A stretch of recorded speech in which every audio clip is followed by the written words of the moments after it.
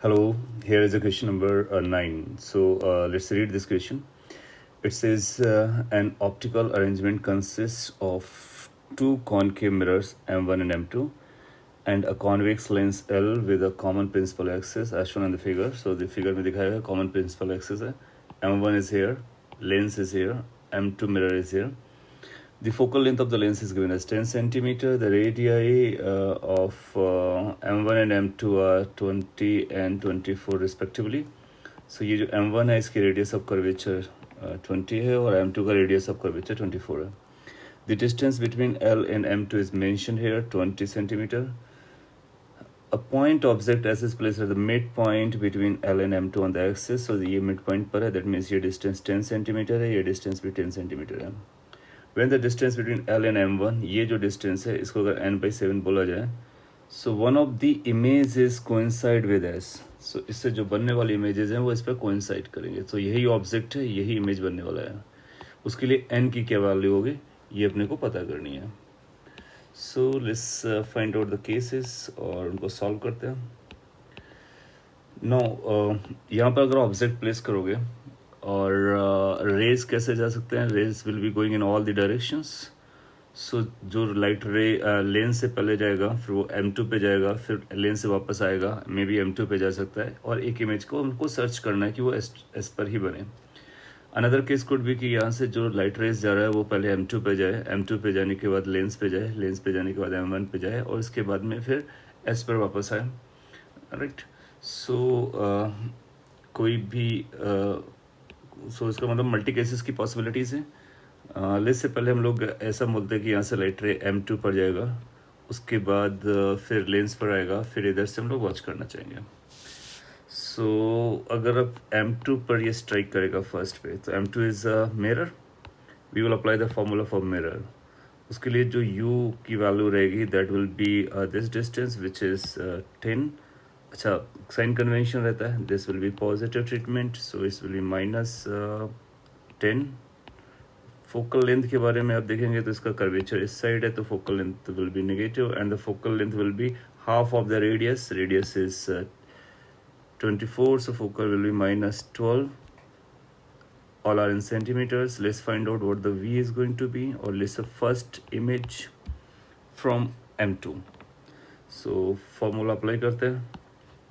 So it's going to be like 1 by V plus 1 by U is equal to 1 by F. Putting the values, it's like 1 by V1 minus 1 by 10 because ये 10 negative था और this side you'll find -1 by 12. Simplify कर सकते हैं इसको. So 1 by V1 turn out to be 1 by 10 minus 1 by 12, which is basically we can have 120 as a common base. और even 60 को भी बेस ले सकते हैं. So you can do the calculation as per your smartness. So ये आएगा 6 और ये आएगा 5, so 1/60. Right. So V1 turn out to be +60 centimetre.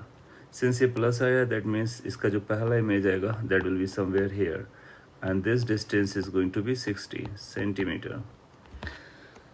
ना यहाँ से जो लाइट रेज ये जो बनेगा ये रिटर्न होकर के ये बेसिकली कुछ ऐसा जाएगा और इसका बैक साइड यहाँ पे प्रोड्यूस करना होगा. सो ये जो लाइट रेज आएगा इस पर आएगा, इसके लिए पॉजिटिव साइन यहाँ पर रहने वाला है इस डायरेक्शन में और ये ऑब्जेक्ट का काम करेगा और इसकी एक इमेज बनाएंगे right through the lens. So next is going to be through the lens. For this lens, the object location is going to be, let's say, U, and that U will be this distance from here to there, right? So यहाँ से यहाँ तक का जो distance रहेगा ये 60 और ये 20 है, that will make it 80. So it's minus territory में -80 centimeter, and the focal length of this lens is known to us as a 10 centimeter.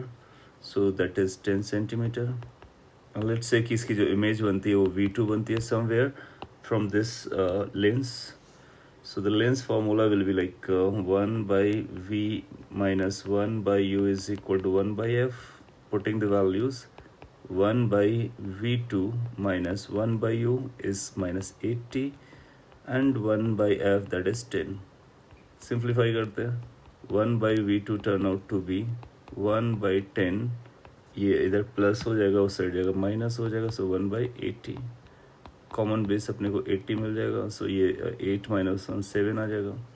That means V2 the location of image from the lens is going to be 80/7। इसको तो यहाँ से जो image बनेगा वो यहाँ इस डायरेक्शन में 80/7 पे कहीं बनाएगा I2। नाउ यहाँ इसके बाद अपने को क्या करना है, आवर रिक्वायरमेंट इज कि इमेज यहाँ पर वापस बने, राइट। तो यहाँ पर इमेज को वापस बनाने के लिए ये जो लाइट रेस से जाएगा इस मिरर के या तो पोल पर लैंड करे ऐसा, तो फिर वो इस तरह से चला जाएगा और जो लाइट रे इधर से आएगा वो रिवर्स कर जाएगा। तो तो फिर सारी लाइट रेज रिट्रेस करेंगे काइंड ऑफ। दूसरा तरीका होगा कि द लाइट रे passing through the lens is going through the centre of curvature of this mirror, जिससे कि ये इमीडिएटली वही लाइट रे रिट्रेस हो जाएगा। So one way is this. Another way is कि इसके पोल पर जाए, तो पोल पर जाएगा तो सारी लाइट रेस मिल करके यहाँ पर कोइंसाइड करेंगे आके इमेज को, क्योंकि उसके बाद वो लेंस से जाएगा, फिर मिरर से जाएगा, फिर इस पर आएगा। और अगर सेंटर ऑफ कर्वेचर से पास कर रहा है then again the same story is going to be repeated. So इसका मतलब यहाँ पर भी दो पॉसिबिलिटीज नज़र आ रही हैं। सो उसको जानने के लिए वी कैन थिंक ऑफ कि अगर सेंटर ऑफ कर्वेचर पे बनेगा तो क्या वैल्यू आएगी इसकी। लेट से यहाँ से यहाँ तक का डिस्टेंस x है, इसी x को कैलकुलेट करना है। सो इस x के लिए अगर इसका इमेज यहाँ पर बनता है, सो दैट मीन्स ये डिस्टेंस हमारी हो जाएगी 80/7। तो इसका फोकल लेंथ भी दिया है m1 का। m1 का फोकल लेंथ इज 10, इसका सेंटर ऑफ कर्वेचर 20 सेंटीमीटर पर है। So you can think of this distance from here to here is 20 centimetre, and if we consider image location here, so that turn out to be 80/7. So x can be counted from here, right? So case बना लेते हैं। So case 1, if I2, that means second image, is at center of curvature of M1. In this situation, then we can say x is going to be equal to 20 centimeter plus 80/7. So इसको आपस में multiply कर देंगे। So 140 and then there's 220/7 centimeter. Now question says कि ये जो distance होनी चाहिए वो n/7 सेंटीमीटर होना चाहिए। So that means in this situation n is coming as an integer, that is 220 centimeters. That means अगर n 220 centimeter है तो ये final image, ये one of the image, the image is going to form at the object itself, right? और दूसरी possibility क्या है कि ये जो I2 की वैल्यू 80/7 थी, ये डायरेक्टली पोल पर आता, पोल पर। इसका मतलब ये टोटल डिस्टेंस हमारा 80/7 हो जाता। So that's case number 2. Case number 2, if I2 is at pole of M1, then directly we can say x की वैल्यू 80/7 आ रहा है, which basically implies कि n की वैल्यू 80 हो जाएगा, right? So we can say कि अपने पास एक आंसर के फॉर्म में ये है, दूसरा आंसर के फॉर्म में ये है। तो ये दो प्रोबेबल आंसर हैं जिनको हम मार्क कर सकते हैं। अच्छा, इसमें और भी पॉसिबिलिटीज़ बन सकती हैं जो कि ट्राई की जा सकती हैं, जैसे कि जो लाइट रे यहाँ से M2 पे पर हम लोग लेके गए और फिर लेंस से लेकर के और इसको रिट्रेस करवाया। अनदर केस कुड बी कि लाइक सीधा लेंस पे जाए, फिर M1 पे जाए, फिर M2 पर जाए, फिर इसके वापस आ जाए। तो वहाँ से भी एक पॉसिबल आंसर आ सकता है। सो सिंगल करेक्ट क्वेश्चन में रहा होगा। सो सिंस ये इंटीजर टाइप था तो कोई भी एक आंसर चलेगा अपने को। 220 विल वर्क, 80 भी वर्क, और उससे भी आएगा तो वो भी कंसीडर किया जा सकता है। So this is how you can solve this question. Thank you.